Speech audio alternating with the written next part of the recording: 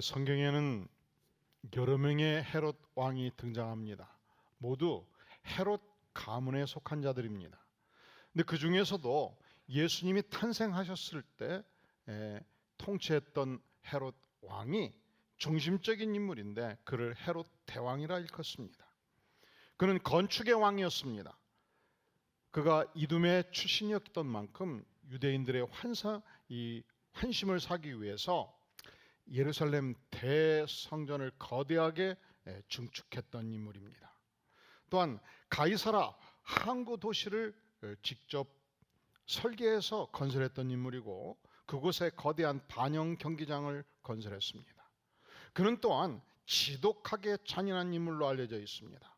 예수님이 베들레헴에서 탄생했을 때 서기관들이 유대인의 왕이 베들레헴에서 나겠다고 말했을 때 내가 왕인데 어찌 왕이 탄생한단 말인가 해서 2살 이하의 모든 어린이들을 죽였던 왕입니다. 심지어 자기 아내도 죽였고 장모도 죽였고 아들 둘을 죽였던 잔인한 인물이었습니다.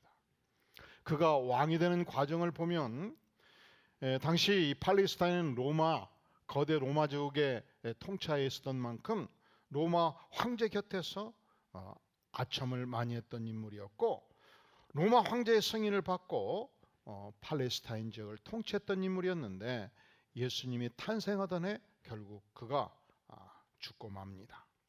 그의 아들이었던 아켈라오가 왕위 계승을 위하여 수행원들을 이끌고 팔레스타인을 떠나서 로마 황제를 만나러 먼 길을 떠나게 된 것입니다. 문제는 아켈레오도 인격이 비열했고 왕의 자격이 없었던 잔인한 인물이었습니다. 팔레스타인을 비우게 되자 민중 봉기가 일어났습니다. 주민들은 대표자 50명을 선정해서 로마 황제에게 파견하게 된 것입니다. 이 자는 결코 왕이 되어서는 안 될 자입니다. 진언을 하게 된 것입니다. 하지만 아켈라오는 로마 황제를 알련하고 절대 충성을 맹세했습니다. 내가 절대로 배신하지 않겠습니다. 결국 황제의 칙서를 받고 팔레스타인에 당도하게 되었습니다. 그가 팔레스타인에 당도하자마자 했던 첫 번째 사역이 무엇이었을까요? 그를 반대했던 상소했던 모든 사람들을 수백 명을 과감하게 숙청했습니다. 처형했습니다. 그리고 그에게 협력했던 자들 모두를 관리로 등용하고 포상하고 보상을 하게 된 것입니다. 우리 예수님께서 이 누가복음 19장을 말씀할 때 청중들은 이 사건을 생생하게 기억하고 있었습니다. 저들을 향하여 우리 예수님께서 말씀하십니다. 우리 12절 같이 한번 읽어볼까요? 시작. 이르시되 어떤 귀인이 왕위를 받아가지고 오려고 먼 나라로 갈 때에 14절 시작. 그런데 그 백성이 그로 미워하여 사자를 뒤로 보내어 이르되 우리는 이 사람이 우리의 왕됨을 원하지 아니하나이다 한 것입니다. 그런데 이 귀인이 먼 나라로 왕위를 받기 위해서 떠날 때 종 10명을 불렀습니다. 종 10명에게 10문화를 나눠줬습니다. 하나씩 각각 나눠준 것입니다. 그리고 귀인이 이 팔레스타인전에 귀환했을 때 종들을 불러 모은 것입니다. 열심히 장사하라 했는데 너희가 어찌 장사했노? 자, 첫째 16절 시작. 그 첫째가 나와 이르되 주인이여 당신의 한 문화로 10문화를 남겼나이다. 이 한 문화가 100일분 노동자 품삯에 해당되었습니다. 약 1,000만 원에 해당됩니다. 그것을 1년 동안 장사해서 1억을 만들었으면 장사를 잘한 겁니까? 못한 겁니까? 대박이 터진 거잖아요. 그래서 이렇게 열심히 장사한 종을 향해서 주인이 말하기를 17절 잘하였다 착한 종이여 내가 지극히 작은 것에 충성하였으니 10골 권세를 차지하라. 이렇게 포상하는 것입니다. 둘째는 5문화를 만들었기 때문에 5골을 차지하라 명했고 문제는 마지막 남은 한 사람이었습니다. 자, 이 사람은 어떤 사람이었는가? 20절 21절 시작.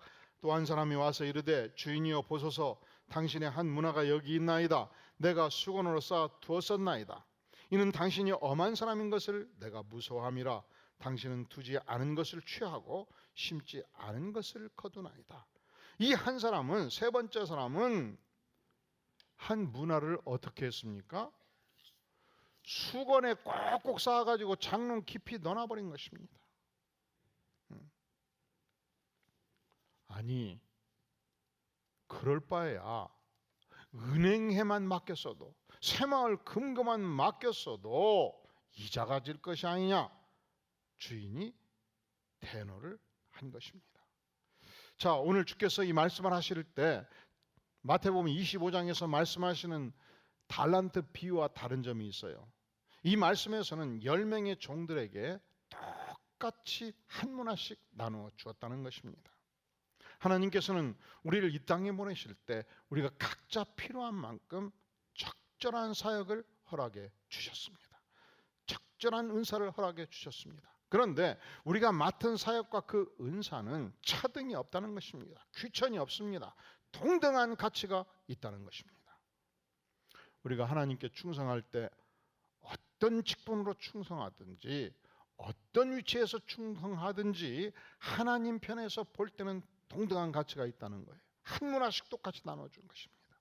우리가 볼 때는, 세상적인 관점에서 볼 때는 어떤 자는 굉장한 재능이 있어서 10배, 100배의 가치가 있고, 어떤 자는 비리비리해서 가치가 없다라고 생각할 수 있지만, 우리 전능하신 하나님께서 우리 인생을 보실 때 각 사람의 필요를 따라 동등 가치의 은사를 나누어 주었다는 것입니다. 따라서 우리가 하나님의 이 위대한 교회에서 사역을 할 때 어떤 사역을 하든 성가대원으로, 교사로, 안내위원으로, 때로는 어떤 선교미로 전혀 사람들의 눈에 띄지 않는 곳에서 충성한다 할지라도 하나님의 나라에서는 위대한 가치가 있고 동등 가치가 있는 것입니다. 우리는 사람들의 눈에 띄는 일이 가치가 있다고 생각하기 쉬워요. 우리는 규모가 크면 가치가 있다고 생각하기 쉬워요. 아닙니다. 하나님의 나라에서는 다 위대한 가치가 있고 동등한 가치가 있는 것입니다. 단지 교회는 영적으로 건강하는 것이 중요하지 않겠습니까? 교회는 하나님의 말씀 위에 든든히 강력한 말씀에 서 있는 것이 중요하지 않겠습니까? 그래서 이 하나님의 말씀을 가르치고 선포하는 직임 자체는 성경적으로 특별한 의미를 부여합니다. 하지만 그럼에도 불구하고 모든 섬김은 이 하나님의 나라에서 변함없이 동등한 가치가 있다는 사실을 우리가 깊이 이해하고 받아들일 필요가 있습니다. 우리 주님께서는 부활하셔서 승천하시기 전에 모든 제자들과 백성들을 불러 모아놓고 사명을 주셨습니다. 너희는 가서 모든 족속으로 제자를 삼으라 명하셨습니다. 아버지와 아들과 성령의 이름으로 세례를 주라 명하셨습니다. 내가 너에게 분부한 모든 것을 가르쳐 지키게 하라 사명을 주셨습니다. 이 사명의 내용을 보면 첫째로 모든 족속으로 제자를 삼으라는 것은 불신자든지 불교신자든지 어떤 종교를 가지든지 관계없이 예수의 십자가의 복음을 알고 예수님을 믿고 예수님의 제자가 되게 하라는 것입니다. 이것은 전도의 명령입니다. 아버지와 아들과 성령의 이름으로 세례를 주라는 것은 믿는 자들이 성령 공동체, 세례 공동체, 영적 공동체를 이루어서 영적 교제를 나누라는 것입니다. 내가 너희에게 분부한 모든 것을 가르쳐 지키게 하라. 이 구약성경, 신약성경의 진리의 말씀으로 백성들을 철저하게 성경 교육으로 양육해야 될 것을 말씀하고 있는 것입니다. 이것이 교회를 세우는 가장 중요한 중심 가치가 있다는 것입니다. 이것을 누가 해야 될까요? 부름받은 모든 성도들이, 모든 시대의 백성들이 순종해야 될 소중한 말씀입니다. 이 복음의 축복은 믿는 나만 누리고 간직하라고 주신 것이 아닙니다. 이 복음은 나와 함께 생활하는 모든 백성들에게 증거라고 주신 것입니다. 이 복음은 반드시 재생산돼야 되고 증거돼야 될 복음입니다. 이것이 우리 살아계신 하나님께서 백성들에게 주신 위대한 문화입니다. 그런데 세 번째 종은 장사하라는 명령 앞에 순종하지 아니했습니다. 이윤을 남기지 않았습니다. 수건에 꼭꼭 싸서 보관을 했습니다. 왜 세 번째 종은 이 주인의 명령에, 장사하라는 명령에 순종하지 아니했는가? 첫 번째, 그의 증언 속에서 발견할 수 있습니다. 그는 주인을 잘못 오해한 것입니다. 주인은 단지 엄격한 사람으로 이해했습니다. 만약에 장사하다가 실패하면 주인은 나를 틀림없이 죽일 것이다, 틀림없이 나를 해칠 것이다, 주인을 오해한 것입니다. 또한 21절의 말씀을 보면 현대인의 성경은 이렇게 표현해주고 있습니다. 주인님은 지독한 분이기 때문에 내가 주인님을 두려워하여 그렇게 했습니다. 주인님은 남의 것을 빼앗아가고 심지도 않은 것을 거두시는 분이십니다. 이렇게 고백하고 있습니다. 우리 인생의 주인은 전능하신 하나님이십니다. 우리 인생의 주인 되신 하나님은 어떤 분이십니까? 단지 엄격한 분, 지독한 분이 아니시죠. 풍성한 사랑의 주님이십니다.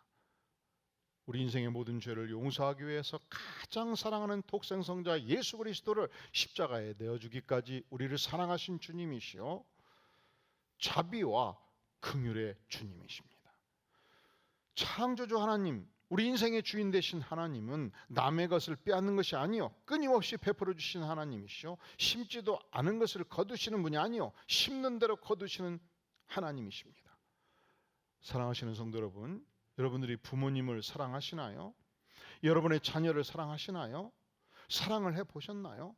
진실로 사랑하면 사랑하는 분 앞에서 내가 이 행동을 하면 그분이 얼마나 분노할까 생각하고 두려워 떨고 공포에 떨면서 시간을 보내시나요? 그건 사랑이 아니죠. 그건 저주고 율법입니다. 진실로 사랑하면 그 사랑하는 대상을 어떻게 기쁘게 할까 고민합니다. 진실로 하나님을 사랑하면 크리스천들의 삶은 사랑하는 하나님을 어떻게 기쁘시게 할까 연구합니다. 진실로 하나님을 사랑하면 하나님의 사명을 어떻게 수행할까를 고민합니다. 진실로 하나님을 사랑하면 이 하나님의 나라가 어떻게 확장되어야 될 것인가를 밤낮 없이 고민합니다. 진실로 하나님을 사랑하면 하나님이 내게 주신 이 축복의 복음을 어떻게 증거할 것인가를 기도합니다. 진실로 하나님을 사랑하면 하나님의 나라가 찢길 때, 하나님의 나라가 파괴될 때 그 파괴의 원흉과 사단과 싸우는 것입니다. 그리고 파괴되는 하나님의 나라의 모습을 보면서 하나님이 고통하는 것을 보면서 같이 고통하는 것입니다. 사랑하시는 성도 여러분, 여러분의 이웃들을 향해서 함께 교제했던 안 믿는 백성들을 향해서 전도를 하시나요? 왜 안 하시나요? 예수님은 우리에게 만민에게 복음을 전하라고 말씀하시는데 왜 안 하시나요? 사랑하시는 성도 여러분, 아무리 코로나 시대라 할지라도 예수 그리스도께서 십자가에 피 흘려 죽기까지 피값을 주고 산 이 위대한 하나님의 교회를 향하여 왜 안 섬기시나요? 우리는 오늘 등장하는 세 번째 인물을 통해서 깊이 우리 자신을 성찰해 보지 않을 수가 없습니다. 왜 장사를 하지 않았나요? 첫째로 사랑의 주인을 오해한 것입니다. 왜 장사를 하지 않았나요? 희생과 헌신과 모험을 두려웠기 때문입니다. 22절 주인은 그자를 향해서 말합니다. 악한 종아, 내가 내 말로 너를 심판한다 말합니다. 다른 성경 본문에서 게으르고 악한 종아 이런 표현이 사용되고 있죠. 이 세 번째 종은 몸 바쳐서 헌신하고 수고하고 모험하는 것을 회피한 것입니다. 영어로 high risk, high return이라는 말이 있죠. 위대한 사역을 위해서는 반드시 리스크가 있습니다. 이 모험과 수고를 바쳐야 되는 것입니다. 모험과 수고가 크면 클수록 보상도 크지요. 사랑하는 성도 여러분, 가능한 대로 인생을 살면서 이 아침 출근해서 저녁 퇴근하는 이 월급쟁이가 축복입니다. 왜냐하면 출근해서 회사 일 생각하면 돼요. 6시 퇴근할 때 다 잊어버리고 집에 와서 편안한 마음으로 텔레비도 보고 대화도 하고 편하게 지내시면 돼요. 그런데 이상하지요. 퇴직해서 직원 한 명 두고 사업을 시작하면 온몸의 정신체계가 바꾸어집니다. 여러분 사업하시는 분들 대화하면서 그 눈동자를 보면서 머릿속의 생각을 자세히 살펴보세요. 정신세계가 달라요. 24시간 연구체계로 바꿔져요. 1000개의 제품을 만들었는데 지난 일주일간 하나밖에 안 팔렸어요. 나는 이것이 소중한 제품이고 위대한 제품인데 왜 사람들이 안 알아주나 밤새 연구합니다. 새벽 5시면 다시 출근해가지고 무엇이 문제인가 보고 물건을 들쳐엎고 방방곡곡을 다니면서 마케팅을 합니다.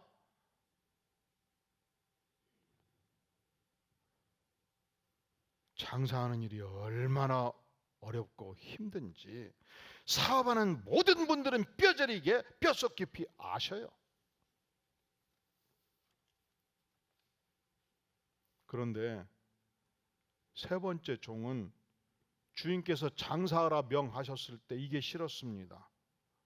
모험이 싫었습니다. 몸 바쳐 자신을 헌신하는 것이 싫었습니다.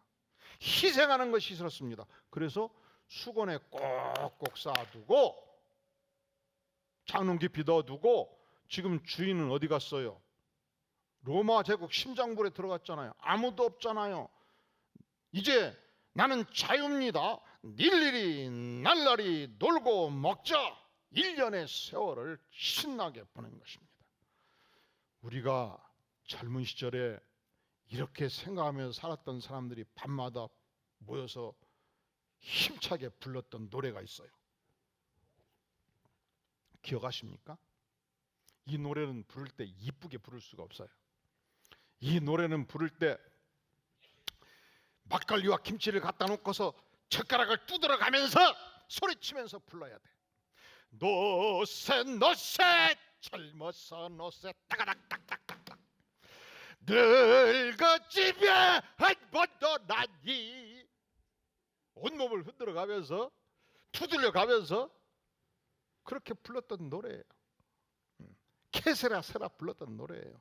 그렇게 세 번째 종은 인생을 살아갔던 것입니다. 사랑하시는 성도 여러분, 묻습니다. 주님께서는 만민에게 복음을 전파하라 하셨는데 전도하십니까? 왜 안 하십니까? 복음을 전하려면 얼마나 머리를 많이 써야 되고 기도를 해야 됩니까? 시간을 헌신하고 밥을 사주고 차를 사주고 얼마나 많이 들어줘야 됩니까? 아깝지요. 아니 그거 하라고 내가 헌금해서 목사님들 존재하지 않습니까? 목회자나 알아서 하시오. 그런데 이 말씀은 믿는 모든 백성들에게 주신 말씀입니다. 바울 사도는 로마서 1장 16절에서 말씀합니다. 내가 복음을 부끄러워하지 아니하노니 이 복음은 모든 믿는 자에게 구원을 주시는 하나님의 능력이 됨이라. 이 복음은 모든 믿는 자에게 구원을 주시는 하나님의 능력입니다. 죽음에 갇힌 인생들에게 영생을 선물로 줍니다. 슬픔과 고통과 원망과 불평과 어두움에 갇힌 인생들에게 생명과 희망과 영광과 감사를 허락해 주는 축복의 복음입니다. 죽음에 갇힌 인생을 생명의 인생으로 바꿔주는 놀라운 능력이 있습니다. 우리 주님께서 사마리아인의 비유를 말씀하셨죠. 한 귀인이 예루살렘에서 여리고를 향해서 가고 있었습니다. 강도를 만났습니다. 모든 돈을 빼앗겼습니다.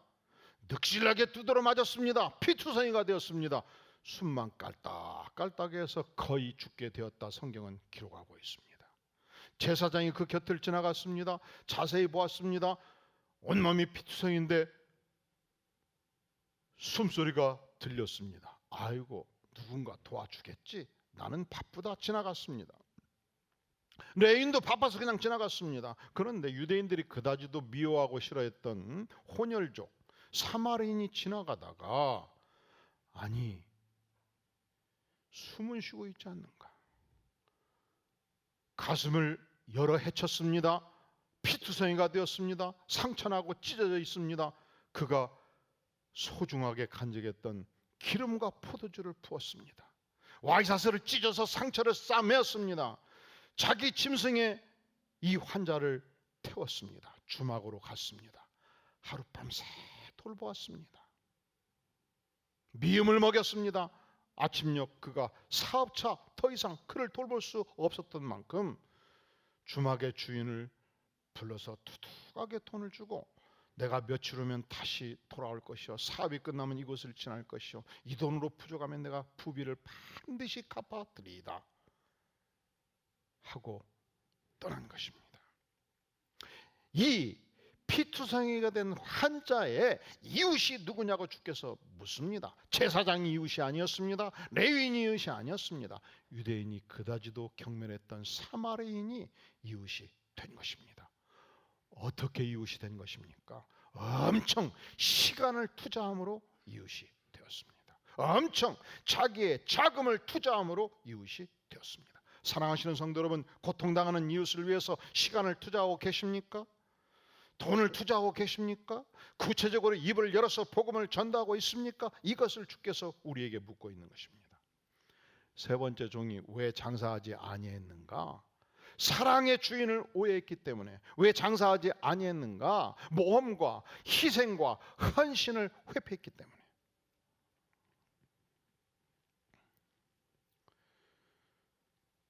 (1950년대) 대한민국에 박사학위가 없던 시절, 박사학위를 가진 자들이 희귀했던 시절, 전영창 목사님이 미국에서 박사학위를 따고 아직 수여받지 못한 그때에 6.25 전쟁이 터졌다는 사실을 확인합니다. 그가 비행기표를 끊습니다. 왜냐하면 조국이 멸망 직전에 있는데 내가 학위를 받는 것이 무엇이 있다는 의미가 있단 말인가? 그때 교수들이 말렸습니다. 전쟁 끝나면 언젠가 대한민국을 복구해야 될 때가 있다. 그때 가서 복구하는 것이 당신의 사명이다. 아닙니다. 조국이 망해버리면 제가 무엇을 할 수 있겠습니까? 그래서 긴급 교수회의를 해가지고 비행기 타기 전날 교수들이 박사학위를 수여합니다. 그가 종횡문진 전쟁터에서 이 대한민국을 살리기 위해서 총알이 포탄이 날아드는 그 속에서 대한민국을 지키고 드디어 전쟁이 끝났을 때에 한국의 유명한 신학대학에서, 그리고 그 시대 몇 안 되는 유명한 교회에서 교수로, 총장으로, 담임 목사로 요청이 왔을 때 그는 하나님께 기도합니다. 하나님, 제가 어떤 인생을 살아야 되겠습니까? 그때에 거창한 고등학교가 폐허가 되어서 문 닫기 직전인 사실을 알고 방문을 했다가 하나님의 부름을 받습니다. 주님, 제가 후대를 양성하는 것이 하나님의 뜻이라면 이곳에서 사역을 하겠습니다. 그가 라면을 먹어가면서, 밥과 김치만을 먹어가면서 소수의 교사들과 함께 학교 재건에 헌신합니다. 방학이 되면 여간방을 하나 얻어놓고 한국의 서울의 명문고 대학교 졸업하는 학생들을 한 사람 한 사람 만나면서 이 거철고등학교를 살려야 된다고, 앞으로 고등학생들을 제대로 믿음으로 양성하고 실력 있는 사람들을 키워야 한국의 미래가 있지 않느냐고, 내가 당신에게 월급을 많이 줄 수 있다, 대기업에 월급을 줄 수 있다 약속할 수 없다. 하지만 후지들을 키우는 것이 얼마나 중요한가, 이것으로 설득을 해서 젊은이들을 끌고 내려가서 학교 재건 작업을 했습니다. 유신정권이 터졌습니다. 학생들이 교장의 가르침을 따라서 옳은 것을 위해서는 목숨을 걸어라 해서 고등학생들이 데모를, 유신정권 반대 데모를 해가지고 10명, 50명 끌려가가지고 문교부에서 학생들을 제적하라 명령이 떨어졌습니다. 하나님께 아무리 기도를 해도 옳은 대로 살라고 가르쳤는데 제적하라 하니 어떡합니까? 그가 학생들을 제적시키지 아니했습니다. 그래서 문교부는 그를 교장 자격을 박탈을 했고 그가 소송을 제기했는데 판결하는 그날 거창 국민 모두가 법정에 나와가지고 법정 주변에서 데모를 하는 것입니다. 근데 그 학교에 교훈이 있는데 교훈 중에 하나가 이 학교 졸업생들은 아무도 가지 않는 그곳에 가서 개척하라. 어디 가서 개척하라? 이 학교 졸업생들은 아무도 가지 않는 가장 봉급이 작은 그곳에 가서 개척하라.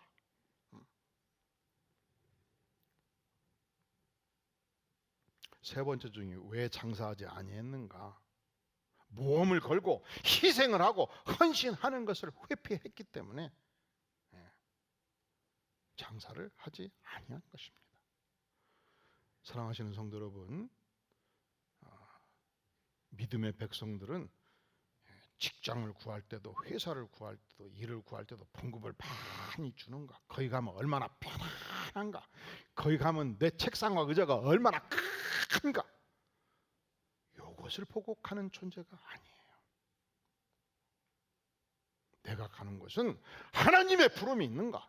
나에게 사명이 있는가? 아무리 봉급이 작아도 아무리 열악해도 내가 가서 몸바쳐 일할 수 있는 헌신과 희생과 모험을 걸 수 있는가? 그러면 하나님께서 가라 하면 가는 겁니다. 이것이 세상의 가르침과 성경의 가르침이 다른 거예요.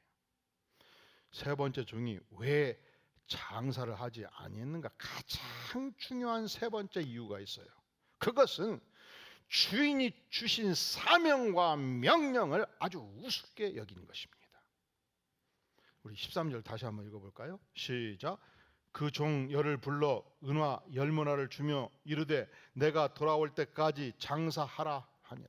그렇습니다. 우리의 왕 대신 전능하신 하나님께서, 우리 주인 대신 전능하신 하나님께서 우리에게 문화를 주셨습니다. 그리고 우리에게 장사하라 명하십니다. 우리 왕 대신 주님께서 승천하기 직전에 너희는 가서 모든 족속으로 제자를 삼으라 명하셨습니다. 계시록 2장 10절에서 내가 죽도록 충성하라 그리하면 내가 생명의 멸류관을 내게 주리라 약속하셨습니다. 사랑하는 성도 여러분, 이 말씀을 그대로 순종해 버리면 축복이에요, 저주예요? 이 말씀을 그대로 순종해 버리면 축복이에요, 저주예요? 모르시겠어요? 저는 아버지 형제가 한 6명, 어머니 형제가 한 7명, 13분, 부부 26명, 할아버지, 외할아버지, 할머니, 외할머니 30명 중에 단 한 명도 예수 믿는 자들이 없는 집안에서 태어나서 18에 예수님을 만나고 예수님이 내 인생의 주인인 것을 알고 주께서 너는 가서 모든 족속으로 제자를 삼으라 해서 날마다 전도를 했습니다.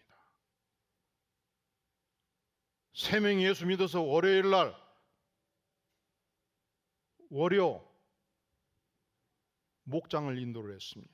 5명이 예수 믿어서 화요일 날 화요 목장을 인도했습니다. 일주일에 6개의 목장을 인도했습니다. 학교를 왜 가요? 학교를 왜 가죠?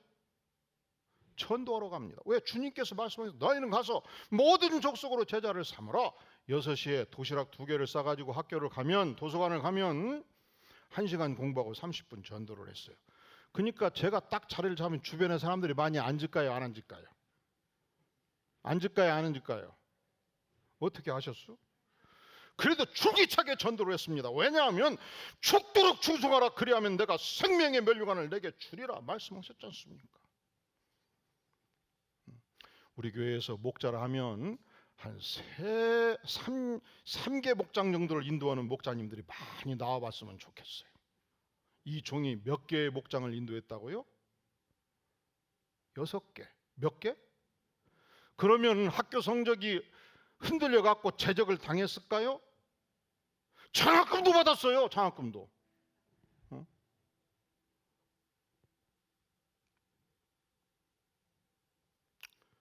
내가 죽도록 충성하라. 그리하면 내가 생명의 멸류관을 내게 주리라. 어디에 충성해야 될까요? 직장에 충성해야 될까요? 직장에 충성하셔야 돼요. 가정에 충성해야 될까요? 가정에 충성하셔야 돼요. 사회에, 국가에 충성해야 될까요? 우리 그리스도인들은 충성해야 돼요. 그러나 여기서 말씀하시는 것은 하나님의 나라에 그리스도의 몸된 교회에 충성하라. 잃어버린 영혼 한 영혼을 위해서 충성하라. 하나님의 복음을 위해서 충성하라. 하나님의 나라를 위해서 충성하라. 하나님의 나라가 왕성하게 자라갈 때 기뻐하고 하나님의 나라를 파괴하는 사단의 세력이 있을 때 싸워라. 그게 국가든지 국가개인이든지 그 안에 역사하는 사단과 싸워라. 그래서 이 프로테스탄트 개신교는 프로테스탄트 항의하는 단체예요. 하나님의 나라가 왕성하게 자라갈 때 기뻐하며 그 나라의 성장을 위하여 내 온몸으로 뒷받침하는 것입니다. 하나님의 나라를 파괴하는 세력이 있을 때 그게 국가든지 정권이든지 그것이 어떤 세력이든지 개신교는 싸우며 여기까지 발전해 온 것입니다.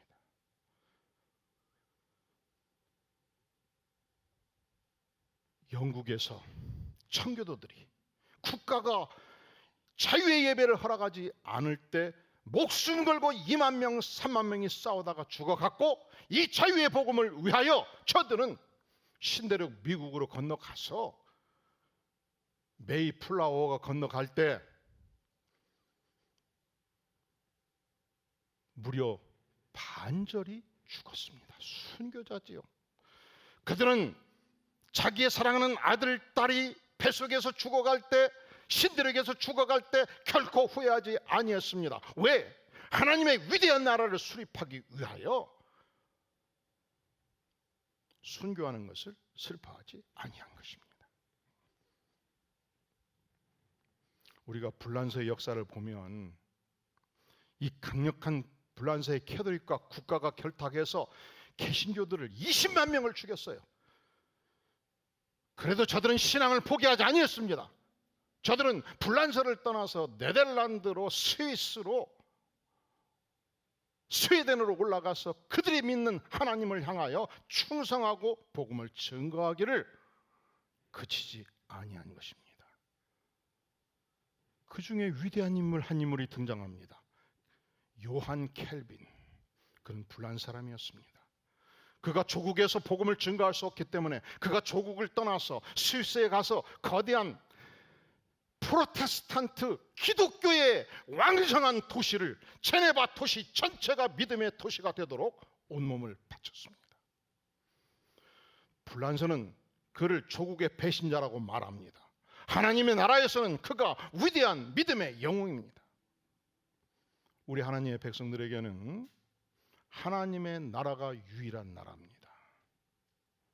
우리 하나님의 백성들에게는 유일한 나라 예수 그리스도의 왕권에 복종하는 하나님의 사람들입니다.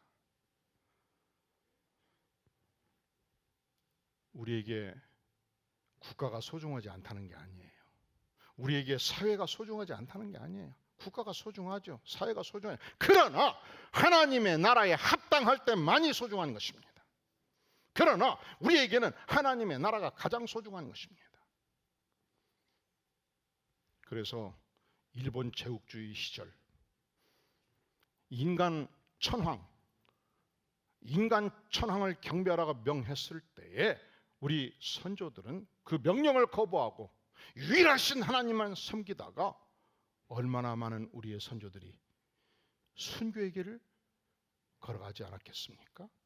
우리의 인생을 하루로 보면 아침 6시부터 12시까지 딱 하루만 산다고 표현하면 15살 된 우리 자녀는요 아침 9시가 된 거고요 30살이 되면요 낮 12시가 된 것입니다. 45세 이제 여러분들 중에서 이제 이런 연령이 되신 분들이 많이 계시겠죠. 45세가 되면 오후 3시가 됐고요 60세가 되면 9시까지 산다고 표현할 때 6시가 된 거고요 75세가 되면 밤 9시가 됐어요. 85세가 되면 11시가 됐고요. 우리가 하루를 산다고 표현할 때 그렇습니다. 그렇다면 여러분은 지금 하루 중 몇 시에 해당됩니까? 그렇다면 남은 시간이 짧은데 어떻게 하나님의 교회를 위해서 충성하고 어떻게 이웃과 가정을 위해서 전도하시겠습니까? 여러분의 시간은 어디까지 와 있습니까? 과거 우리가 어떻게 살았느냐, 그것도 중요하지만 흘러간 과거를 내가 되돌이킬 수 없기 때문에 앞으로 어떻게 살 것인가가 더 중요하죠. 60세면 저녁 6시가 되었습니다. 퇴근 시간입니다. 과거 나는 주인 되신 하나님을 엄격하신 하나님, 율법의 하나님으로만 오해하고 하나님을 위해서 충성을 하지 못했습니다. 과거에 나는 하나님이 주신 은사와 재능과 문화를 활용해서 도전정신으로 살지를 못했습니다. 과거에 나는 하나님의 사명과 명령을 우습게 알고 살았습니다. 그렇다면 어떻게 해야 될까요? 돌이킬 수가 없잖아요. 엎드려 회개하는 것입니다. 용서를 구하는 것입니다. 중요한 것은 앞으로 어떻게 살 것인가. 첫째로 주인 되신 하나님 앞에서 하나님 지상 최고의 사랑을 내게 베풀어 주시니 감사합니다. 긍휼과 자비를 베풀어 주시니 감사합니다. 내가 이 하나님 앞에 감사와 찬양을 드리는 삶이 되기를 간절히 원합니다. 두 번째, 어떻게 사시겠습니까? 하나님께 내게 주신 이 소중한 은사, 이 은사를 발휘해서 부족한 인생을 누구와 부럽지 않는 동등가치의 은사를 주시니 제가 감사 찬양하면서 이 은사를 활용해서 하나님의 나라에 기여하는 인생이 되기를 원합니다. 그러한 인생을 사시지 않겠습니까? 이 감사는요, 영어로 땡큐지요. 이게 think, 생각하다로부터 나왔거든요. 우리가 생각 없이 인생을 살면 감사가 안 나옵니다. 생각 없이 인생을 살면 아침에 일어나면 그렇게 나보다 똑똑한 사람들이 많이 보이고 나보다 이쁜 사람들이 많이 보여 살기가 힘들어요. 자꾸 불평이 생기고요, 원망이 생기고요, 살 의욕이 떨어져요. 생각 없이 살면 그래요. 감사는 깊이 생각할 때 감사할 수 있어요. 감사는 깊이 하나님 앞에서 기도할 때 감사할 수 있어요. 우리가 조건으로 감사하면 한계가 있어요. 인생은 생각 없이 살면 조건을 많이 생각합니다. 그러면 내가 부자가 돼도 나보다 더 큰 부자들이 얼마나 많아요. 내가 명예를 얻어도 세상에 나보다 큰 명예를 얻은 사람이 얼마나 많아요.